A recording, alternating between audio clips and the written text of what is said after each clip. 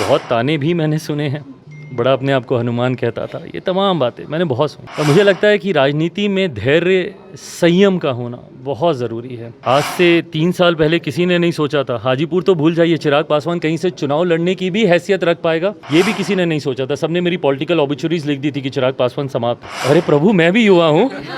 हाँ, तो सिर्फ 2 ही चेहरे युवा नहीं है, मेरे जीजा जी भी युवा हैं, उनको भी अभी मत डालिए बुजुर्ग की श्रेणी में। मैं अपने जीजा जी की भी अगर मैं बात करूं, मैं उनको बताऊंगा कि आपने उनको युवा की श्रेणी में नहीं गिना था, पर अगर मैं बात करूं, उनकी सारी काबिलियत को समाहित कर दिया जाता है बस ये कहकर कि ये चिराग के जीजा हैं। दर्श न्यूज़ देख रहे हैं आप और मैं हूं आपके साथ दक्षा प्रिया। तो सीटों के ऐलान के बाद चिराग पासवान पटना पहुंचे हैं और इनसे ही बात करते हैं। तो सीटों का ऐलान हो गया, इसको लेकर कई तरह की बातें भी हो रही है। चिराग जी, क्या कुछ कहेंगे? देखिए, सीटों का ऐलान हो गया है और मुझे लगता है कि अब सिर्फ चुनावी रण में अब उतरना है हम सबको। प्रत्याशियों के नामों की घोषणा कर दी गई है। पहले चरण के नामांकन भी स्वीकृत हो गए हैं और मेरे लिए सबसे बड़े गर्व की बात है कि मेरे प्रधानमंत्री बिहार में जब चुनावी सभाओं की शुरुआत कर रहे हैं तो सबसे पहले वो मेरी कर्मभूमि जमुई जा रहे हैं। ये पार्टी के लिए, हम सब के लिए ये बहुत गर्व की बात है कि सबसे पहले प्रधानमंत्री जमुई से ही अपनी चुनावी सभा की वो शुरुआत कर रहे हैं। तो ऐसे में उनका कार्यक्रम भी उतना ही सफल हो। 2019 में भी वो आए थे और उनका आशीर्वाद मुझे मिला था और इस बार पुनः वो आ रहे हैं, तो उस तैयारी में अब हम लोग लगेंगे। लगता है बीच में कई तरह की बातें आपको सुननी पड़ी, लेकिन इसको देखकर साबित होता है कि प्रधानमंत्री नरेंद्र मोदी का आशीर्वाद लगातार चिराग पासवान। ये रिश्ता मेरे प्रधानमंत्री के साथ रहा है, इसकी मैं दुहाई मैंने कभी दी नहीं और इन बातों की दुहाई देकर राजनीतिक लाभ उठाने का भी कोई मतलब, कोई औचित्य बनता नहीं है। बहुत ताने भी मैंने सुने हैं, बड़ा अपने आप को हनुमान कहता था, ये तमाम बातें मैंने बहुत सुनी। पर मुझे लगता है कि राजनीति में धैर्य संयम का होना बहुत ज़रूरी है। जो व्यक्ति राजनीति में धैर्य रखता है, संयम रखता है, लंबी सोच रखता है, दूरदृष्टि रखता है, मुझे लगता है वही लोग राजनीति में आगे बढ़ पाते हैं। ऐसे में मैंने, मेरे पार्टी के तमाम कार्यकर्ताओं ने वो संयम रखा। आज से 3 साल पहले किसी ने नहीं सोचा था, हाजीपुर तो भूल जाइए, चिराग पासवान कहीं से चुनाव लड़ने की भी हैसियत रख पाएगा, ये भी किसी ने नहीं सोचा था। सबने मेरी पॉलिटिकल ऑबिचुरीज लिख दी थी कि चिराग पासवान समाप्त है। ऐसे में अपने पिता की कर्मभूमि का प्रतिनिधित्व करने का आने वाले दिनों में हाजीपुर की जनता के आशीर्वाद से अगर मुझे सौभाग्य मिलता है, ये मेरे लिए बड़ी बात है। गठबंधन में जो सम्मान हम लोग को दिया गया है, ये मेरे लिए बड़ी बात है। बस अब इस सम्मान को बरकरार रखकर 5 की 5 सीटें जीतना हम लोग का लक्ष्य होगा। प्रत्याशियों की अगर बात करिए तो 2 नए चेहरों का आपने मौका दिया और युवा चेहरे हैं दोनों। बिल्कुल। अरे प्रभु, मैं भी युवा हूँ। हाँ, तो सिर्फ 2 ही चेहरे युवा नहीं है।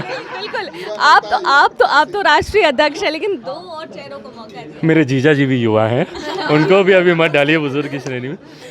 हाँ, इस बात का ध्यान रखा गया है। देश की एक बड़ी आबादी युवाओं की है। लगभग 65% देश की आबादी ऐसी है जिनकी आयु 35 वर्ष से कम है। ये एक बड़ी संख्या है। ऐसे में युवाओं का वो उचित रिप्रेजेंटेशन हो, ये ज़रूरी है। कुछ दिन पहले प्रधानमंत्री जी की सोच को हम लोगों ने सदन में पास करने का काम किया। नारी बंधन अधिनियम को हम लोग लेकर आए। मेरी पार्टी ने महिलाओं का ध्यान रखा। 40% महिलाओं को हम लोगों ने इस बार प्रतिनिधित्व करने का हमने मौका दिया और पढ़े लिखे।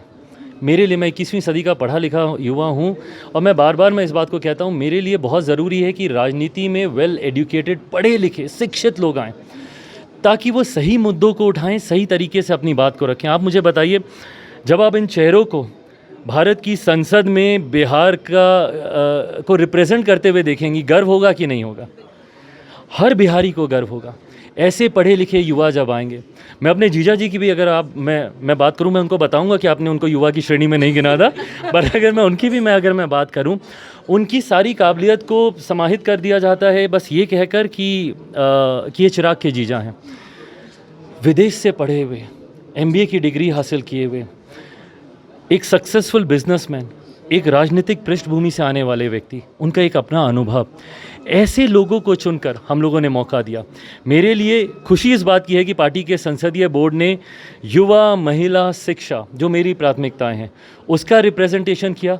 अनुभव को हम लोगों ने चुना, दूसरी बार मेरी पार्टी से वीना जी चुनाव लड़ने जा रही हैं। आपके पूरक प्रश्न का मैं इंतज़ार कर रहा हूँ, कीजिए।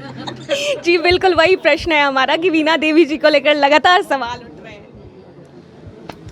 मेरी भी शिकायत है और आपके सवाल से मैं अपने आप को मैं जोड़ता हूँ। मेरी भी शिकायतें थीं, बट मैं मानता हूँ माफ़ी मांगने से ज़्यादा माफ़ करने वाला बड़ा होता है। और राजनीति में ही नहीं, किसी भी क्षेत्र में छोटे दिल से आप बड़ी लड़ाई नहीं साध सकते हैं। ऐसे में आपको दिल बड़ा रखना होगा, पर दिल बड़ा रखते हुए आप बेवकूफ़ ना बने, ये भी आपको ध्यान देना होगा। कब मेरी नानी का निधन हुआ था, तब से लेकर अभी तक वीना जी मेरे परिवार, मेरी माँ के साथ रहीं, पार्टी के हर कार्यक्रम में रहीं। ये डिफ्रेंशिएट आपको करना होगा कि कौन सिर्फ लाभ के लिए अब आपके दरवाजे के चक्कर लगा रहे हैं और कौन सही में पश्चाताप कर कर आपके साथ लंबे समय से जुड़े। वो चेहरे भी आप लोगों से नहीं छुपे हैं जो कि अनाउंसमेंट के बाद साथ दिखने लगे, सीटों की घोषणा के बाद वो साथ आने लगे, और अब तो कई और लोग भी समर्थन कर रहे हैं। तेजस्वी यादव को लेकर सवाल करना चाहेंगे। आज उन्होंने मंच से गाना भी गाया, इसको कैसे देखते हैं? मैंने भाषण सुना नहीं, बट हाँ नहीं, ठीक है, वो अपनी बात रख रहे हैं। भाई विपक्ष है, विपक्ष को अपनी बात रखने का अधिकार है, अपनी बात रखेगा, मजबूती से विपक्ष रखने का प्रयास कर रहे हैं। 14 में भी किया था, 19 में भी किया था। 14 से बड़ी जीत 19 में हुई, 19 से बड़ी जीत 24 में होगी, ये मेरा विश्वास है। ये कैसे आता है? ये डेटा के आधार पर आता है, ये स्टैट्स के आधार पर आता है। 2019 में मात्र 3 दल थे हम लोग के गठबंधन में, भारतीय जनता पार्टी, जनता दल यूनाइटेड और हम लोग की लोक जनशक्ति पार्टी। आज 2 और मजबूत दल हम लोग के साथ जुड़े हैं। आदरणीय जीतन राम मांझी जी की पार्टी है, आदरणीय उपेंद्र कुशवाहा जी की पार्टी है। तो ऐसे में उम्मीद ही नहीं, विश्वास है कि जो एक सीट हम लोग 19 में चूक गए थे किशनगंज की, अब वो 40 की 40 सीटें जीतेंगे और 400 का लक्ष्य सरलता से हम लोग पार। एक सवाल, सीएम नीतीश कुमार से आपकी मुलाकात हुई थी और इसको लेकर के बहुत फोटोज भी अगर एक्स हैंडल पे देखा जाए तो वायरल हुए थे, और कई लोगों ने लिखा इसको क्या कैप्शन देंगे, दूरियां मिट गई, मतभेद जो थे वो मिट गए। कैसी मुलाकात रही, क्या बातचीत हुई? राजनीति में प्रायोरिटाइज करना ज़रूरी है, अपने लक्ष्यों को निर्धारित करना ज़रूरी है। आज की तारीख में तमाम बातों को भूलकर प्राथमिकता हमारे प्रधानमंत्री को तीसरी बार देश का प्रधानमंत्री बनाने की है। मैं राजनीति का विद्यार्थी हूं और हम लोग को सिखाया जाता है कि राष्ट्र हित सबसे ऊपर होता है, फिर गठबंधन का हित, फिर आपके दल का हित, और उसके बाद भी अगर कुछ बचता है तब आप अपने व्यक्तिगत हितों की आप चिंता कर सकते हैं। मैं मानता हूँ राष्ट्र हित में मेरे प्रधानमंत्री का तीसरी बार प्रधानमंत्री बनना ज़रूरी है। उनके प्रधानमंत्री बनने के लिए इस गठबंधन का मजबूत रहना ज़रूरी है।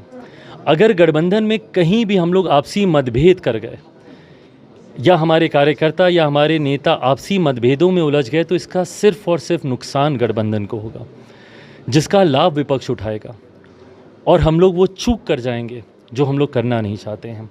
ऐसे में मेरे मुख्यमंत्री, मैं, हम दोनों दलों के नेताओं ने बड़े लक्ष्य को सामने देखते हुए बड़ी लड़ाई की ओर हम लोग अग्रसर हो रहे हैं, और उसको प्राथमिकता रखते हुए हम सब ने साथ आकर प्रधानमंत्री जी के नेतृत्व में उनको प्रधानमंत्री बनाने के लिए सब एक मंच पर आए हैं। बहुत शुक्रिया। तो ये थे हमारे साथ चिराग पासवान, जिनसे हम बातचीत कर रहे थे, और क्या कुछ कहते नजर आए वो आपने सुना। दर्शन न्यूज़ में फिलहाल के लिए इतना ही। बने रहिए हमारे साथ देश और दुनिया की तमाम खबरों के लिए।